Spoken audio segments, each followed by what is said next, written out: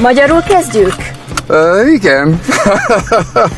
Ez nagy kihívás. Szeptember végén Pécsre visszamegyek a következő, rövidebb, magyar, intenzív magyar nyelvű tanfolyamon részt venni, mert október elején a következő magyar nyelvű vizsgám lesz. Az egy jó motiváció. Ez jó kifejezés.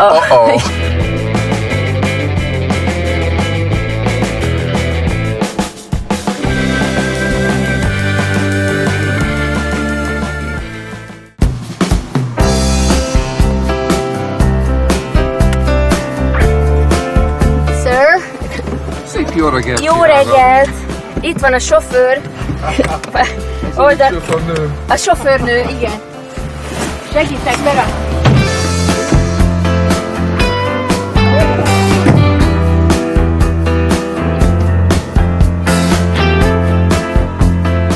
Fölhúzom az ablakot, hogy tudjunk beszélgetni. Magyarul kezdjük? Igen. Ez nagy kihívás. Nagy kihívás? Hát a magyar nyelv az a világ egyik legnehezebb. Igen. 35 évvel ezelőtt japánul tanultam. A diplomataként a Londoni Egyetemre jártam, és egy évig tanultam, és most jól tudom, hogy a magyar nyelvtan nehezebb, mint japán nyelvtan. Ez hihetetlen. Lehet, de mi tudjuk, hogy mennyire nehéz, mert mi is küzdünk vele elég sokat. Hány nyelvet beszél, nagykövet? Egy kicsit franciául, de iskola, gimnáziumban tanultam, és japánul tanultam, Japánban kétszer dolgoztam, és románul tanultam. 14 évvel ezelőtt a bukaresti posztom előtt egy intenzív román tanfolyamon vettem részt, de amikor Debrecenben tanultam, Magyarországon, Pécset és Debrecenben tanultam, és amikor Debrecenben voltam, próbáltam románul és japánul beszélni, és rettenetes volt. Igen, mert ugye a magyar jött először. Igen, egy rettenetes vegyes volt. Nagyon örülök, hogy olyan jó lehetőségem volt Londonban, Pécset és Debrecenben magyarul tanulni. Még mindig tanulok, még mindig tanuló vagyok.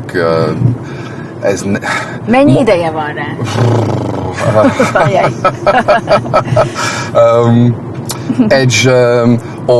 A budapesti érkezésünk előtt egy 7 hónapos intenzív magyar nyelvű tanfolyamon vettem részt. És a nagyon zsúfolt napi programom miatt ez nagyon nehéz. Minden héten talán kétszer, talán egyszer, talán nullaszor. Hát igen, gondolom, hogy nem mindig ez a prioritás. De igen, még mindig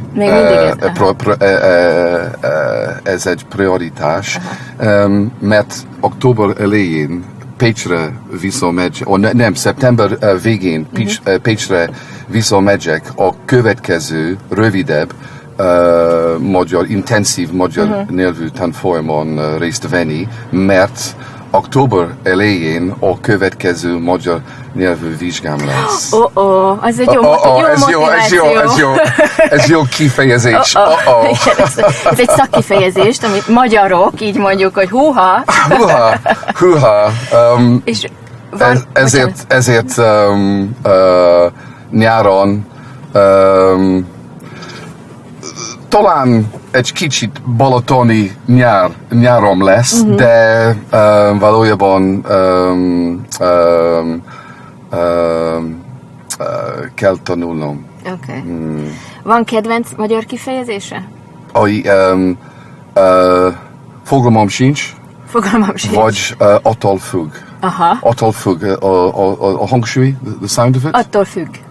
Attól függ, but the sound of attól függ is, I love it. Ez kicsit skót. Kicsit skót, tényleg? Attól függ. De fogalmam sincs. Ez nem vicc. Fogalmam sincs. De... ez hasznos. Fogalmam sincs. Igen.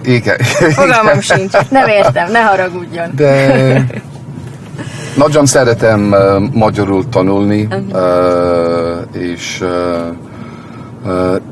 és nagyon örülök, hogy Budapesten kívül tanultam. Ja, hogy a vidéki városokban. Igen, as a Scot, I'll say this in English, as a Scot, coming from Scotland where we've got hills, Paich was particularly nice to be in a city which is on the side of a hill. Yeah, did it make you feel a bit home? It did, yes. Yeah, because London is flat. Pretty flat. Pretty much flat. But yeah, absolutely right. It did make me feel a little bit homesick for Scotland. Do you get homesick a lot?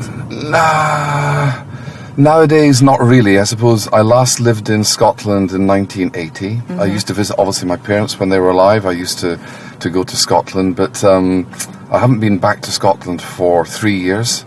And that was when my son graduated from Glasgow University. So no, I don't really get... I think when you travel the world, I obviously feel... I love Scotland. I love celebrating Scotland. I love celebrating Britain. But it's frankly, my wife and I go to London, once every 2 to 3 months. And so London doesn't seem very far away. Scotland does. That's interesting. Yeah, I know. Even though geographically that's not really the case. There is not much of a difference. No. Yeah, I was going to ask, what is home to you? I mean, you have traveled the world in the past 35 years. You've been all over. Your kérdés. What is home? I guess, we have a flat in London, in Marylebone. But I think we need a bit more space than that, not least for all our books. So, but it's London, I guess, is probably, if there's one place that you would regard as home, I guess it would be London. But the reality for us, I'm sure it's the same for all or most diplomats, is that wherever you go to, that really very quickly becomes your home. So, for example, we feel very settled, very comfortable living in this beautiful city. Well, you've been here for more than a year now, haven't you? Yes, yeah. And was it easy to settle in here? Was it something that you found challenging, or were there any challenges? Magyar nyelv. Magyar nyelv, persze. No, I think it's we wanted to come here.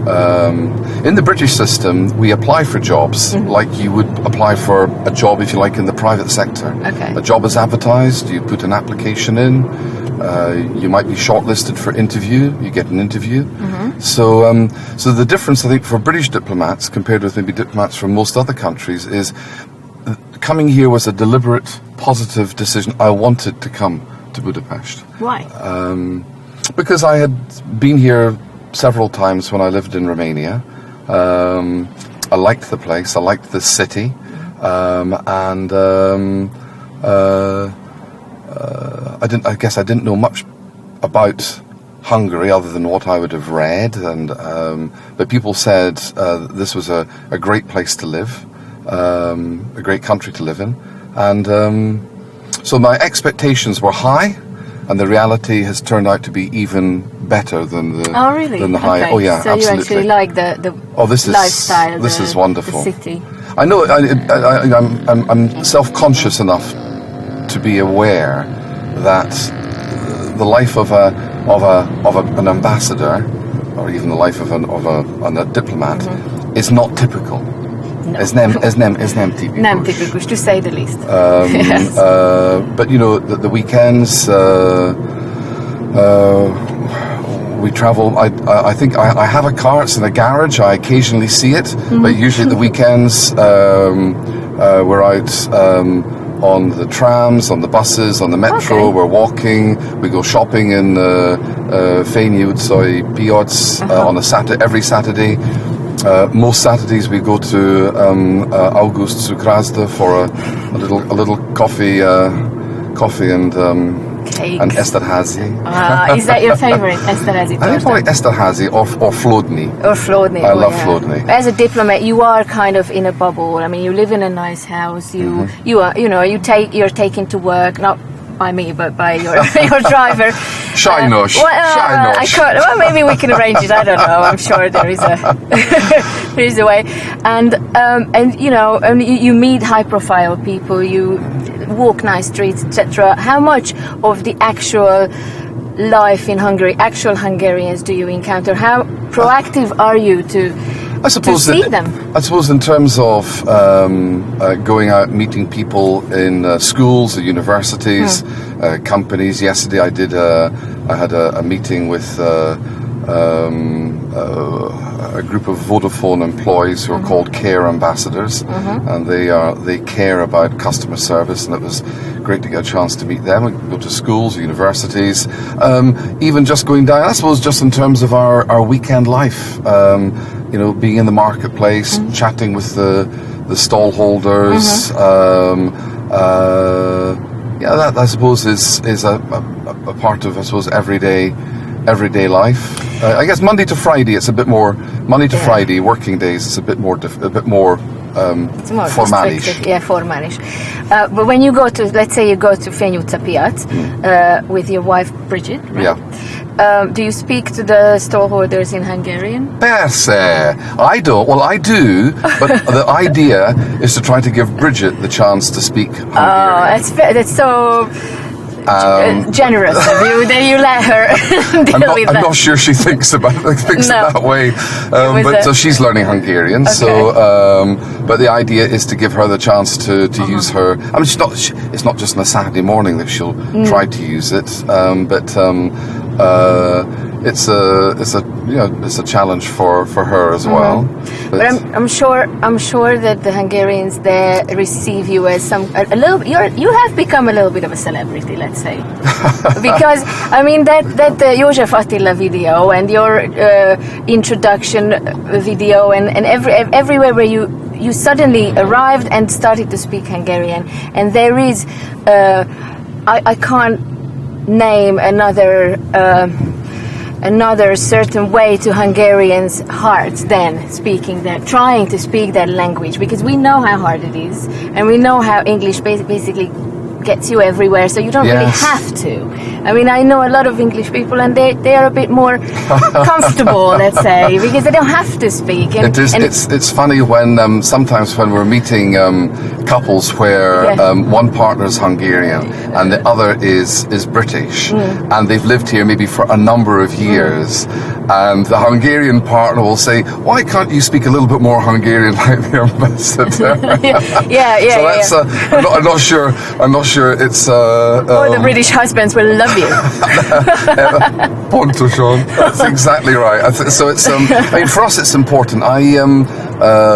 Virtually all of my predecessors here, going back 20, 30 years, have spoken Hungarian. Okay, so it's a usual thing. It's a usual thing for us. In fact, not just here, but it's many of my diplomatic colleagues from other countries acknowledge that Britain makes probably one of the best efforts to get its diplomats to speak foreign languages, precisely because it is too easy. It would be too easy just to use English, but for us it's important that we that we learn the language, that we learn about the culture, that we learn about the people.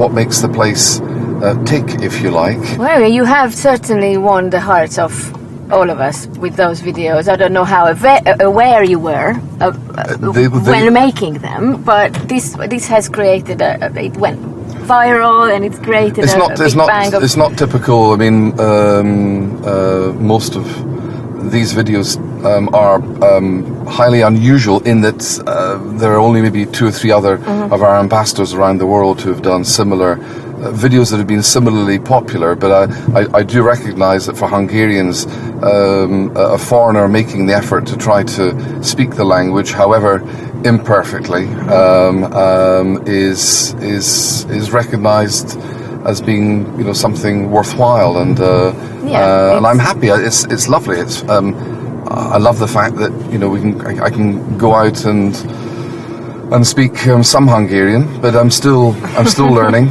Do you get recognised? Yes. You do? Yes. Ooh, wow. Tell me stories. Well, what happens? The first couple of weeks in the marketplace, I've had people asking me for my autograph, really? For selfies, okay. and it was lovely. A couple of kids in Mammut. My wife and I were having coffee in Costa Coffee, and a couple of kids said, "You came to our school." And St. Geliat Gymnasium, and can we have a selfie with you? And why not? You're very active in social media. I see Yeah. that, you know, on YouTube and also on Facebook. There's a lot of active. I know that you have people posting because obviously you have other stuff to do. But I can. But it's important for us. But but you certainly have it's a priority. It is a priority, not just here, but globally for our diplomats. And the form of social media we use very much depends on, if you like, the market. So, for example, most of my colleagues would be using Twitter. We use Twitter here, but frankly, Facebook is king in Hungary in terms of social media. Instagram is now. I've just actually yesterday got my Instagram account from my foreign office. I've got to let's do a photograph afterwards for my first selfie. Oh really? Yeah, oh my God! Selfie. I'm very. So that's important for us. It also makes you makes people feel that you're available for questions and to be honest, I mean, your first year here has been quite turbulent, and not because of you, but because of your home country. I mean, you know, when you're posted to a country, you don't know what's going to happen. But this year has been quite something in Britain. This past 12 months. It's been an interesting 12 months, as they say in the Chinese. We live in interesting times. Yes, that's a very very beautiful way of putting it. I mean, obviously the referendum last year. Well, actually, even going back to 2014, the Scottish referendum in 2014, the British election in 2015, the British referendum in 2016, and now the election last week. Yeah. So it has been a really sort of busy period, but with the referendum, it was challenging. It must have been challenging for you. I mean, I guess because the expectation beforehand was that there would be a yes vote to stay in, but then this. I think for most people it was a shock, a surprise that we voted to leave, and certainly for my Hungarian friends here,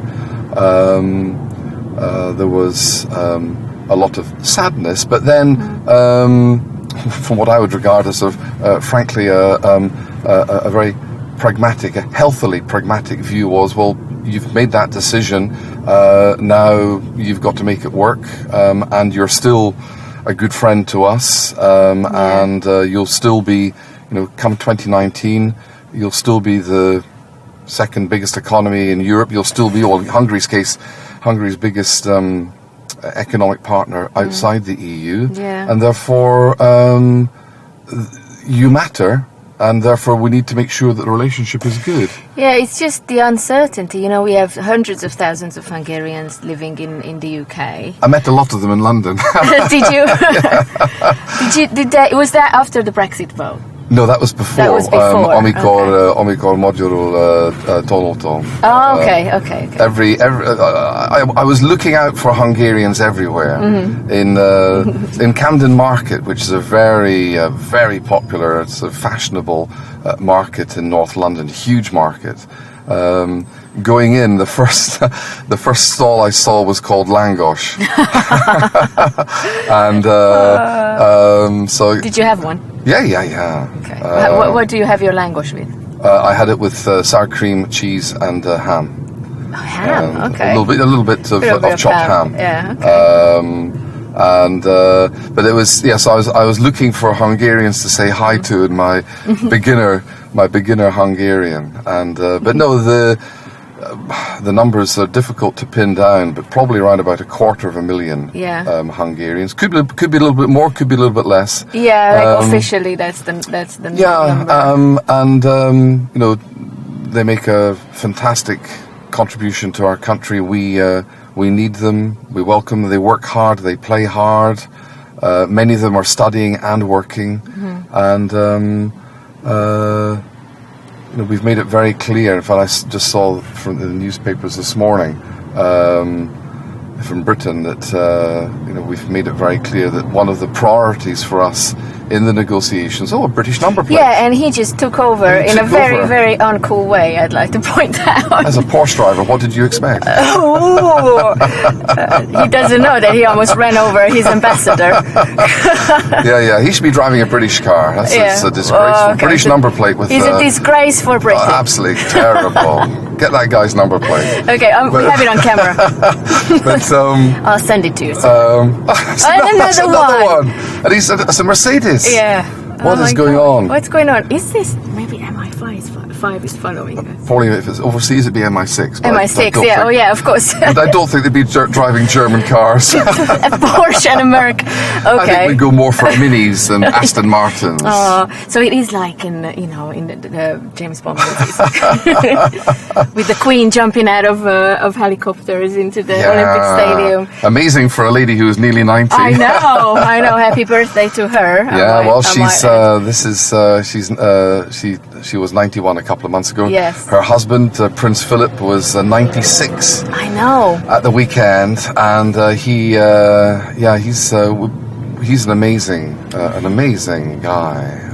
You must have met them. I mean, you're an OBE, Order of the British Empire. Yeah. And so, who did you receive your from Her Majesty? In fact, we saw Her Majesty a few weeks ago. You had like a kiss. We call it kissing hands. Yeah, kissing hands. That's it. Kézet csókolom. Kézet csókolom. But actually, nowadays you don't kiss hands.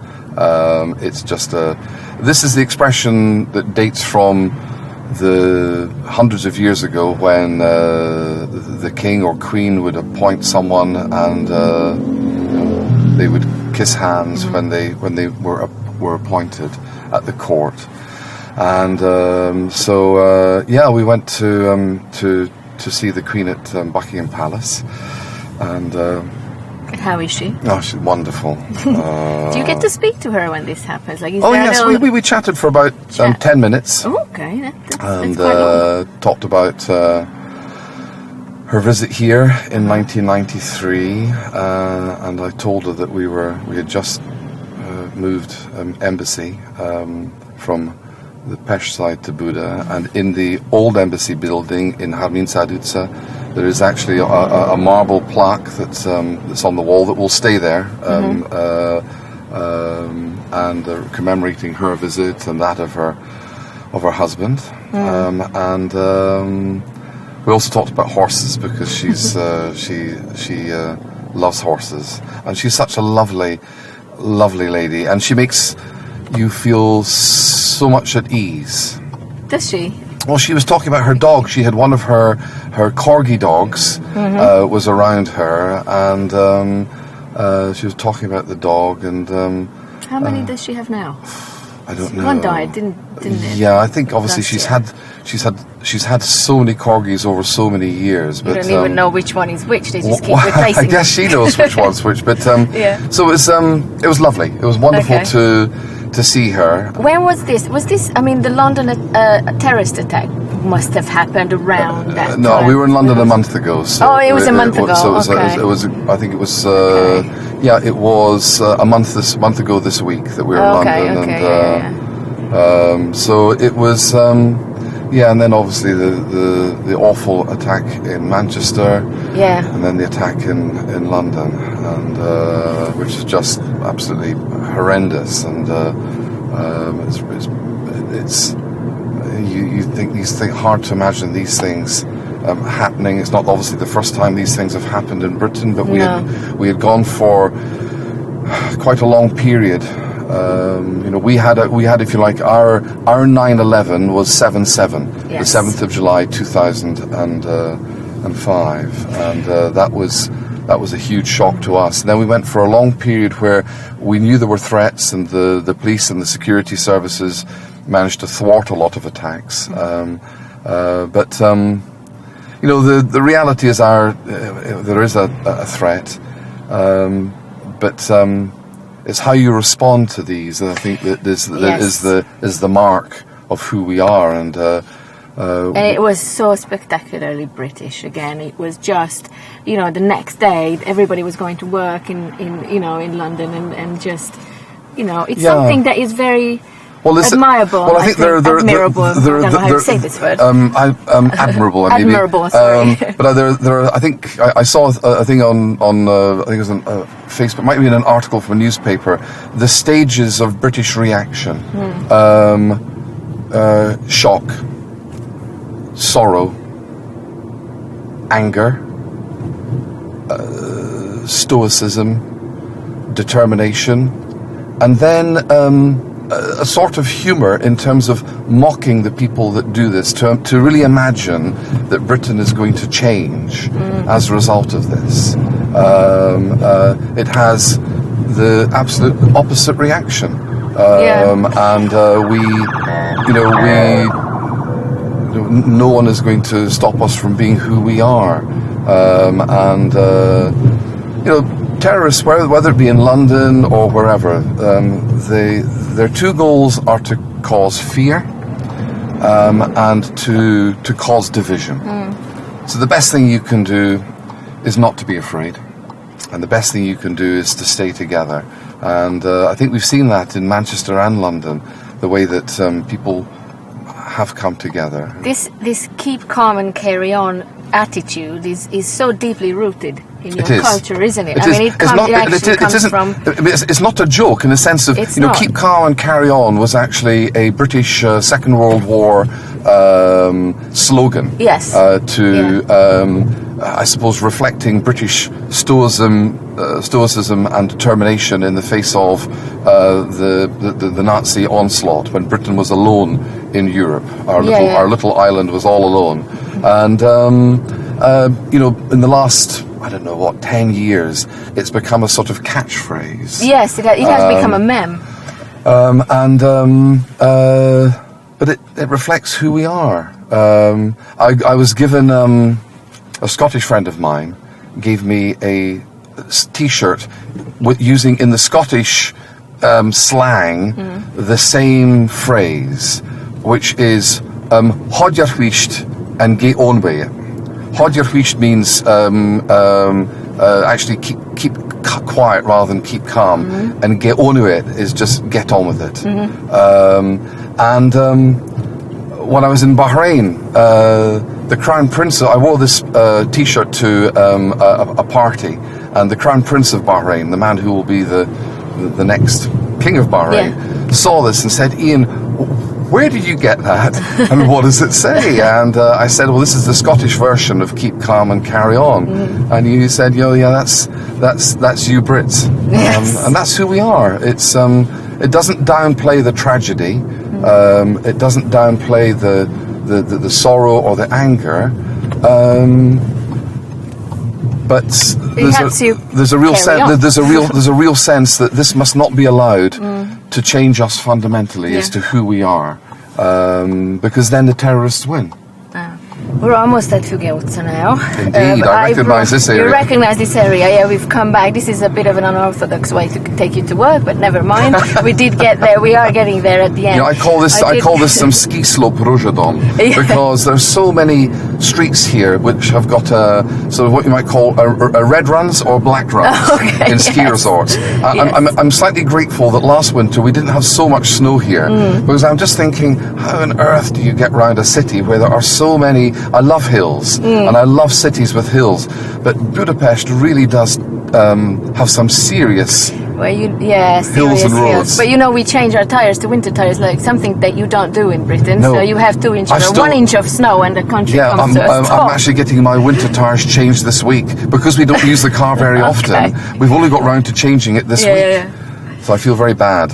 I did bring a little game for you for the last few minutes, if you're up for it. I'm up for it. It's like an either or, and you have to, I'm going to tell you 2 things, and you have to pick one as quickly as possible. Okay. I've got a little, because I keep forgetting. This is your memory. This is my memory, but I'm trying to keep my eyes on the road. Okay, lager or bitter? Bitter. Earl Grey or English breakfast? English breakfast. G&T, gin and tonic, or Pimm's? Pimm's. Vindaloo or Jalfrezi? Jalfrezi. Okay. Rugby or football? Rugby. Beatles or Stones? Beatles. London or Glasgow? As you kiedyś.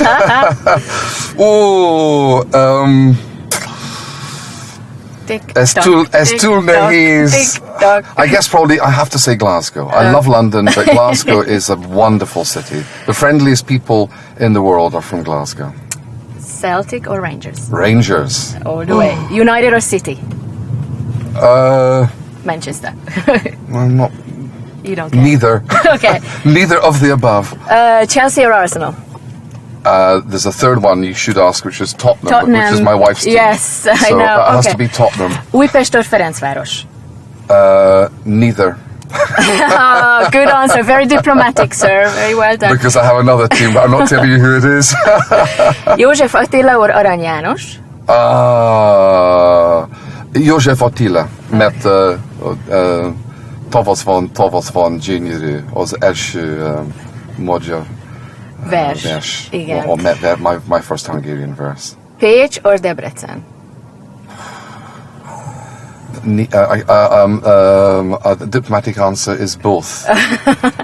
Okay, Budapest or Bucharest? Budapest. And my husband's question. Uh-oh. Republic or monarchy? Monarchy. Sir. Biztos vagyok. Thank you very much. Thank you.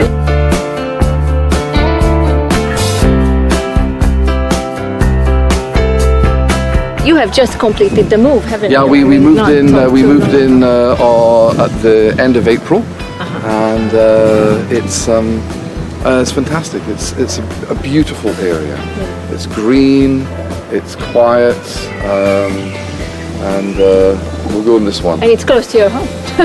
It's close to my home. It takes me about 10 minutes to walk home. Yeah. This is my abode. This is my lovely office. I'm very happy with this office. And then when I see that view to Shorshedge, and is it St. Janos Gymnasium, the very big one? Yes, the white building there. I think it is, I'm not sure. But it's fantastic. So that's my view. I love it. And you've got a picture of the Queen. Picture of the Queen. Is that something that you have to have on as an ambassador to your country? So every ambassador has. We'll have a picture of the Queen somewhere in the room, and downstairs we have a big royal coat of arms in the room, so people know that they've got to the British Embassy and not another embassy. Oh yeah. At the weekend I won the diplomatic golf cup. Oh, congratulations! But of course I'm Scottish, so it's as people said, well, you're Scottish. It's really it's in the DNA, isn't it? So I'm really happy with that. Is it in the DNA? It is. My dad was the captain of Scotland. He was a really good. This is actually in the DNA. And this is I got given Ambassador Lindsay. Yeah, this is because there's so much filmmaking and TV production goes on in Hungary.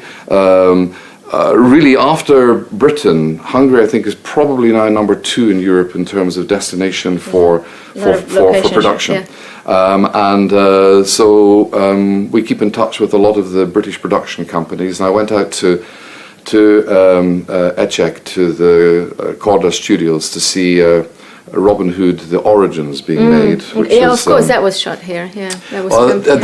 they just finished this. There's a lot of production goes on here, and it's really great to see that. And that's my son did film at university. He's now sort of a video producer for a design magazine, and just saying that in terms of Hungary has got really within Europe has just huge reputation now in terms of the quality of the technical production. Yeah. Obviously, tax breaks are hugely helpful. And also the fact that Hungarians speak fantastic English. Well, we are very happy to have you here as Thank British you. ambassador, and thanks so much for letting me take you to work. It was a pleasure. Thank you. You're a brilliant chauffeur, and really fantastic to get the chance to have a chat with you in the car. Thank you for. Thank you so much. Thank you for taking me on a lovely tour. Oh, yeah. Around leafy Buddha. But it's lovely. Thank you so much. Thanks so much. Látod ezt a kis ikont? Ha erre rákattintasz, akkor csatlakozol a vmn.hu YouTube csatornájához.